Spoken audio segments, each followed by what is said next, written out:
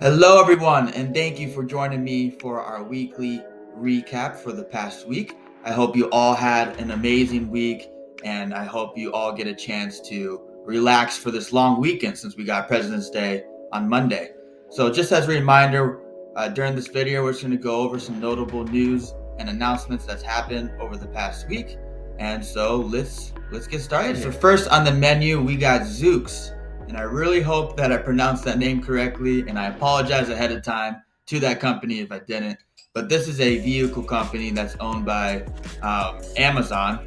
Of course, everything's owned by Amazon now, but they're owned by Amazon, and they said that they started testing their self-driving robo-taxis for the first time on public roads, and they're doing this in California with passengers on board. So they're actually doing this for the first time. And these tests, they're currently limited only to Zoox employees right now. And they're kind of shuttling the Zoox employees in a 1 mile public route between two of their main office buildings. So in a pretty limited capacity right now, but that's how they're starting to test it out. And so these vehicles, they have no steering wheels or pedals. So it's not supposed to be driven by a human. And I don't even think you can if you wanted to. So it's a pretty cool concept, and they can carry as many as 4 people at a time and drive up to 35 miles per hour. So we'll see, how these tests goes, number one, and let's see how they start incorporating this in the future. Because the true mission of this is to get passengers like you and I to go into a driveless taxi and get to our destination safely. And so next up, we got Tesla. And this announcement actually came from the White House. And so Tesla agreed to open up thousands of its charging stations to electric vehicles made by other companies now. And so what that means is not only can Tesla customers use those charging stations, but now electric vehicles made by other companies can use those charging stations. So you don't have to be a Tesla customer is what that basically means. And so Tesla agreed to make at least 7,500 of these universal electric chargers for any compatible electric vehicle by the end of next year, and so by the end of 2024. And so this is actually part of Biden's overall plan to have at least 500,000 electric vehicle chargers on the U.S. roads by 2030 as we go away from gas and we go more towards electric and clean energy, right? And so companies such as Tesla will get federal funding for doing these kind of projects.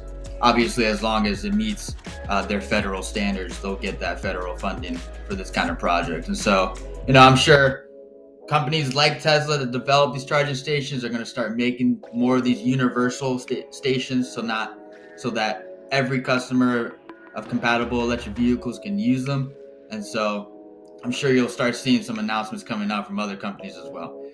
All right, so now on to Apple, which actually was just awarded a new patent this past Tuesday.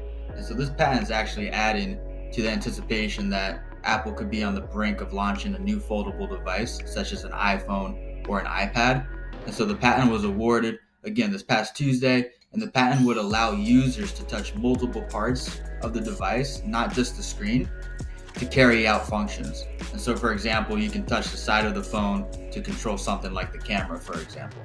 And so Apple has yet to introduce any kind of foldable device such as an iPhone or an iPad, but there's a lot of reports coming out over the last few weeks from analysts and from other sources saying that they could potentially come out with one. So this patent award certainly adds to that anticipation and expectation of that official announcement maybe coming down the pipeline later this year.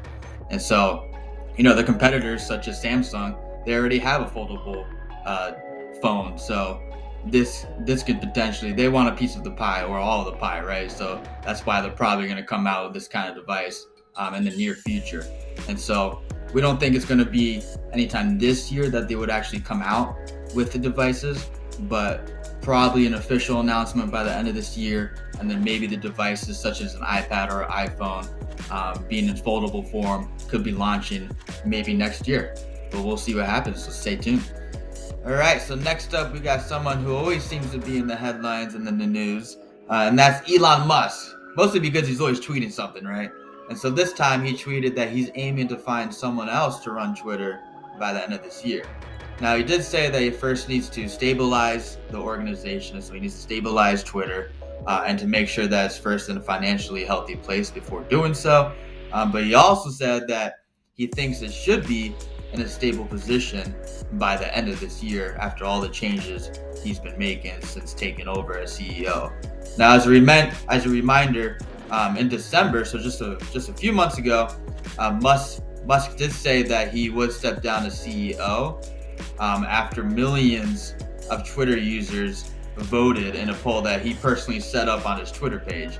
And in that poll, he asked all of us if he should step down as head of Twitter. And the majority of Twitter users did say yes to that.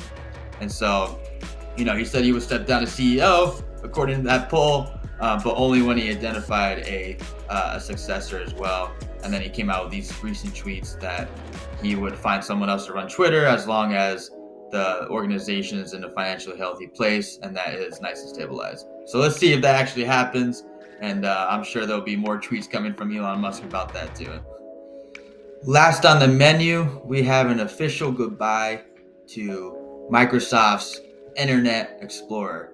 I mean, honestly, I said goodbye to Internet Explorer a long time ago when Google Chrome came out. But this is definitely a end of an era because Microsoft announced officially that they permanently disabled the desktop version of Internet Explorer on certain versions of Windows 10, and so they updated its newer browser, Microsoft Edge, which some of you may be familiar with. I still use Google Chrome personally, but a lot of people use Microsoft Edge now, which is obviously Internet Explorer's replacement. So if any of you are still using the good old-fashioned Internet Explorer, if you try to access that on certain versions of Windows 10 now, you will be redirected to Microsoft Edge automatically.